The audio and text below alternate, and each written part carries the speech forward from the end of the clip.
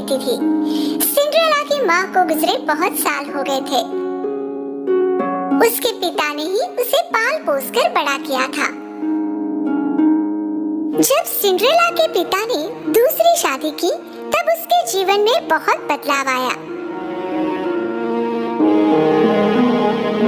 उसके पिता की नई पत्नी और उनकी 2 बेटियां सौतेले पिता के घर रहने आए। पहली बार जब वे मिले, तब से सौतेली माँ को सिंड्रेला एक आंख ना भाती थी। वो और उनकी बेटियां सिंड्रेला के सौंदर्य और दयालु दिल से बहुत ईर्ष्या करते थे। सिंड्रेला की बहन सिंड्रेला जितनी खूबसूरत नहीं थी। इतना ही नहीं, वो दोनों कठोर और बिगड़ी हुई भी थी।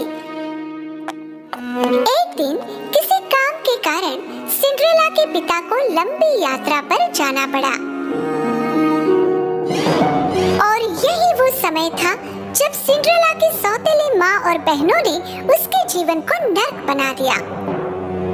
जब सिंड्रेला अपने बगीचे में अपने प्यारे पंछियों के साथ बातें कर रही थी, तब उसकी सौतेली माँ उसके पास आई। आज के बाद तुम इस अटारी में रहोगी, घर के सारे काम करोगी और मुझे तुम्हारा इन कपड़ों में घूमना फिरना बिल्कुल पसंद नहीं। सिंड्रेला को पता नहीं था इस पर क्या बोले। असहाय रूप से जैसा उसे कहा गया उसने किया। उसने अपनी चीजें उठाई और अटारी में चली गई। उस दिन के बाद से सिंड्रेला घर के सारे काम खुद ही कर लिया करती थी। वो बहुत थक जाती, लेकिन ना उसकी सौतेली माँ या उसकी सौतेली बहनों को उसकी दया आई। फर्श को दोबारा ठीक से साफ करो, क्या तुम्हें धूल नहीं दिखाई देती? तुमने अभी तक कपड़े नहीं धोए, मेरे पास पहनने के लिए कुछ नहीं। सिंड्रेला के पास चूहे और खिड़की पर आकर बैठने वाले पंछियों के अलावा कोई दोस्त नहीं था। सर्दी से बचने के लिए रात के समय सिंड्रेला नीचे चिमनी के पास जाकर सेक लेते लेते वहीं पर सो जाती है।